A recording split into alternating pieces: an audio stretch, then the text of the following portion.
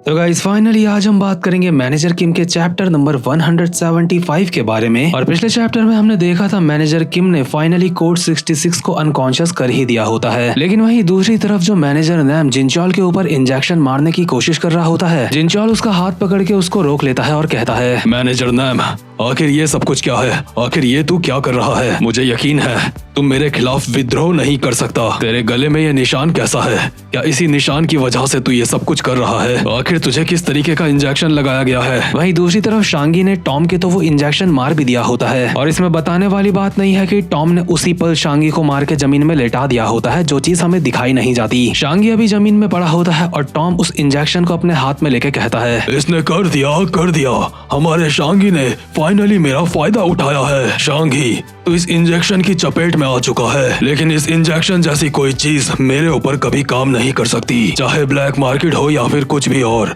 उनके ये जोक बिल्कुल भी फनी नहीं है, इसलिए मैं इस बात का ध्यान रखूंगा कि उन सबको तबाह कर दूं। दूसरी तरफ जिनचॉल ने भी नैम की गुद्दी में एक चॉप मार के उसको लेटा दिया होता है। इसके बाद जिनचॉल के पास एल्बर्ट आता है और कहता है, कैप्टन कुछ तो गड़बड़ चल रही है, अभी हम ऐसे बैठ नहीं सकते आराम से। मतलब एल्बर्ट जब यहाँ पे आया था तो टॉम और जिनचॉल बस ऐसे ही खड़े थे शांगुई और नैम को निपटा के, इसलिए शायद एल्बर्ट को लगा होगा ये दोनों ऐसे ही यहाँ पे खड़े हैं। लेकिन वहीं दूसरी तरफ हम देखते हैं मैनेजर किम को, जहाँ पे टेयांग मैनेजर किम के पास आता है और उन्हें एक चौंकाने वाली खबर देता है। वो खबर सुन के मैनेजर किम कहते हैं, क्या तुमने क्या कहा? यहाँ पे कौन आने वाला है? टेयांग बौखलाई हुई हालत में कहता है, हाँ मैनेजर किम, हमें ये खबर अभी अभी मिली है। यहाँ पे जो बंदा आने वाला है वो ब्लैक मार्केट का नंबर 1 का बंदा है। वो बंदा पर्सनली यहाँ पे आ रहा है इस मैटर को सॉल्व करने के लिए। और टेयांग को ये बात कैसे पता चली ये जानने के लिए हम देखते हैं 10 मिनट पहले का सीन, जहाँ पे ब्लैक मार्केट का कोड नेम एम ये बंदा सिस्टम के साथ कुछ छेड़छाड़ कर रहा होता है। यानी कि सारा सिन ने जो एयरपोर्ट का कंट्रोल अपने हाथ में ले रखा है और जो जिनचॉल लोगों के ड्रोन्स हैं उनको कोड नेम एम अपने कंट्रोल में लेने की कोशिश कर रहा होता है, ताकि किंग को यहाँ पे आने में कोई भी दिक्कत ना हो। लेकिन इससे पहले कि कोड नेम एम अपना काम पूरा कर पाता, उसके पीछे टेयांग आ जाता है और उसकी गर्दन को एक रस्सी से बांध के दबा देता है। एम की हालत अभी पूरी तरीके से खराब हो चुकी होती है और टेयांग उसको कहता है, माफ करना लेकिन मुझे भी यहाँ पे अपने काम पूरे करने हैं। तू अभी ड्रोन्स को अपने कब्जे में लेने की कोशिश कर रहा था है ना, लेकिन अनफॉर्चुनेटली ऐसा नहीं हो पाएगा, क्योंकि मैं तुझे ऐसा बिल्कुल भी करने नहीं दूंगा। लेकिन इस कोड नेम एम की ब्लैक मार्केट के लिए वफादारी एक अलग ही लेवल पे होती है। गर्दन घोटे जाने के बावजूद भी ये बंदा जबरदस्ती बोल रहा होता है बहुत ही मुश्किल से, I did it। जैसा कि आपने मुझे कहा था, मैंने ड्रोन्स को अपने कब्जे पे ले लिया है। सारे कंट्रोल्स हमारे हाथ में आ चुके हैं। अब आपका कोरिया में आने का सफर बहुत ही आसान हो जाएगा। प्लीज सर, मुझे मेरी वफादारी के लिए याद रखना। एम लगभग अभी पूरा का पूरा निपटने ही वाला होता है और उसकी ऐसी वफादारी देख के टेयांग भी हैरान हो जाता है कि आखिर किसके लिए ये बंदा इतना कुछ कर रहा है। पर इतने में ही एम जिससे बात कर रहा था उसकी आवाज आती है सामने स्क्रीन से, बहुत अच्छे, तुम्हारा सैक्रिफाइस वेस्ट नहीं जाएगा, मैं तुम्हें याद रखूंगा मेरे वफादार बच्चे। तो खैर एम का तो यहाँ पे काम 25 हो चुका होता है और टेयांग बहुत ही बुरी तरीके से हैरान हो चुका होता है, क्योंकि टेयांग को वो बातें सुनाई दे रही होती है जो किंग अभी दूसरी तरफ कर रहा है। हम देखते हैं कोड नेम किंग जो ब्लैक मार्केट का नंबर 1 का बंदा है, उसकी असिस्टेंट उसको बोल रही होती है, बॉस अभी अभी मुझे खबर मिली है, हमें कोरिया में एंटर करने का परमिट मिल चुका है। किंग कहता है, सच बताऊं तो कोरिया में एंटर करना मेरे लिए कोई बड़ी बात नहीं थी, लेकिन उसके बावजूद भी जो हमारे सबऑर्डिनेट ने अपनी कुर्बानी दी है इस काम के लिए, मैं उसका इस चीज के लिए शुक्रिया करना चाहता हूँ, क्योंकि इस चीज से हमारा काम आसान हुआ है। शाशा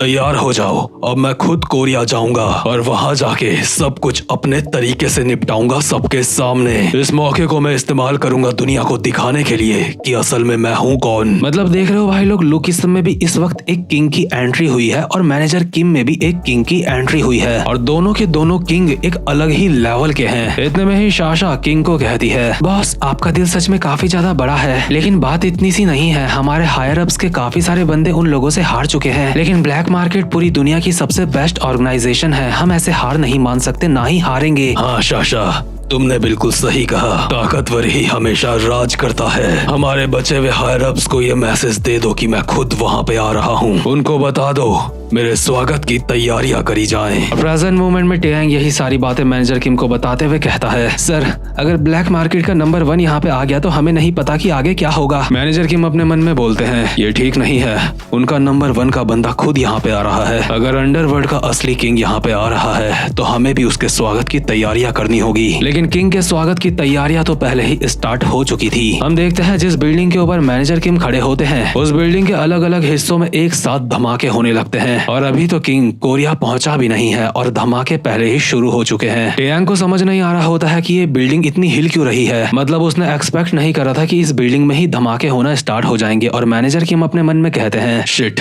मुझे इस बात की उम्मीद थी लेकिन इतनी जल्दी। जिनचॉल लोगों को भी बिल्डिंग में होते हुए धमाके सुनाई दे रहे होते हैं और ये बात जानने में कि बिल्डिंग में धमाके क्यों हो रहे हैं उन्हें ज्यादा वक्त नहीं लगता, क्योंकि बगल में ही जो एचएच जमीन में पड़ा होता है ये धमाके वही कर रहा होता है एक रिमोट से। इस बंदे ने इस बिल्डिंग में पहले से ही काफी सारे बॉम्ब प्लांट करके रखे थे और कहता है माफ करना लेकिन किंग यहाँ पे जल्दी ही पहुंचने वाले हैं। उनके आने तक मैं ऐसी लाचारी भरी सिचुएशन में यहाँ पे बैठ नहीं सकता। मैं चाहता हूँ किंग को मेरे आखिरी पल याद रहे, उन्हें मेरे ऊपर गर्व हो, क्योंकि हम लोग हैं ब्लैक मार्केट, वो शैडोज जो किंग के लिए काम करते हैं। इसी के साथ इस बंदे ने रिमोट से इस बिल्डिंग में नॉन स्टॉप धमाके स्टार्ट कर दिए होते हैं जिस वजह से ये बिल्डिंग जल्द ही गिरने वाली है और इस बिल्डिंग के गिरने से सबसे ज्यादा खतरा होगा मैनेजर किम को, क्योंकि वो इस बिल्डिंग की छत में है। बाकी टॉम और जिनचॉल तो बिल्डिंग के नीचे वाले हिस्से में ही है, इसलिए वो जल्दी बिल्डिंग से बाहर आ सकते हैं। वहीं मैनेजर किम को भी बिल्डिंग से जल्दी बाहर आना है, इसलिए उन्हें कुछ एक्स्ट्रा ऑर्डिनरी करना पड़ेगा। वैसे अगर मैनेजर किम को अकेला बिल्डिंग से बाहर आना होता तो उनके लिए ये कोई ज्यादा बड़ी बात नहीं होती, लेकिन उन्हें अभी जख्मी 66 को भी अपने साथ लेके आना है और टेयांग को भी अपने साथ लेके आना है, क्योंकि टेयांग होश में होने के बावजूद भी इतना खतरनाक नहीं है कि 10-12 मंजिल की बिल्डिंग से एकदम से उतर जाए। मैनेजर किम ने अपनी सिल्वर थ्रेड अपने उल्टे हाथ में अच्छी तरीके से बांध ली होती है और राइट हैंड और लेफ्ट हैंड का एक कॉम्बिनेशन बना के उसके बीच में 66 को फंसा दिया होता है। कुल मिला के बात यह है कि मैनेजर किम ऐसी कंडीशन में एक हाथ से भी 66 को पकड़ सकते हैं और टेयांग को बिठा लिया होता है अपनी पीठ में। टेयांग को समझ नहीं आ रहा होता है कि मैनेजर किम क्या करने की कोशिश कर रहे हैं, इसलिए वो मैनेजर किम को कहता है, सर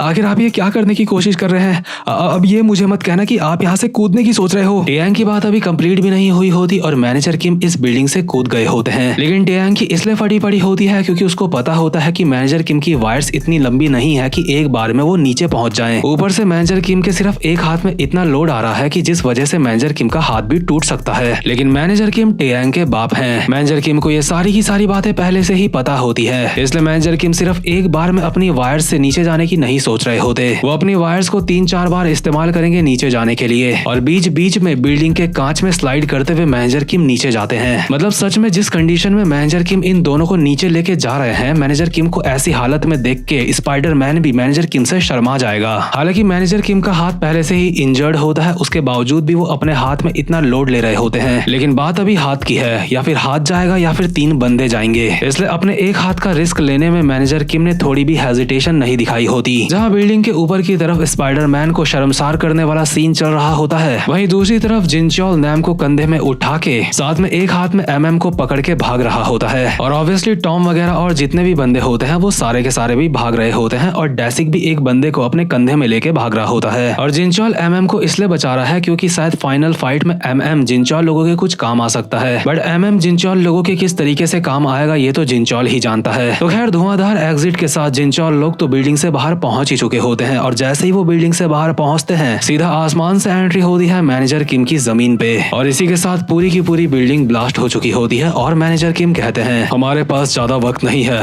सबसे खतरनाक दुश्मन आ रहा है और हमें उसके स्वागत की तैयारियां करनी होंगी। हमारे पास जितनी भी स्किल्स हैं, हम लोग जो कुछ भी कर सकते हैं, हमें सब कुछ इस्तेमाल करना होगा। और बात अगर मैनेजर किम के सब कुछ इस्तेमाल करने की आती है तो हानशू शियोंग एक ऐसा बंदा है जो मैनेजर किम की मदद करने के लिए हमेशा आता है। इसीलिए इसके अगले सीन में हम देखते हैं हानशू शियोंग को जो कि मस्त करके अपनी वैन साफ कर रहा होता है और गाना गुनगुनाते हुए कहता है, ला ला ला ला ला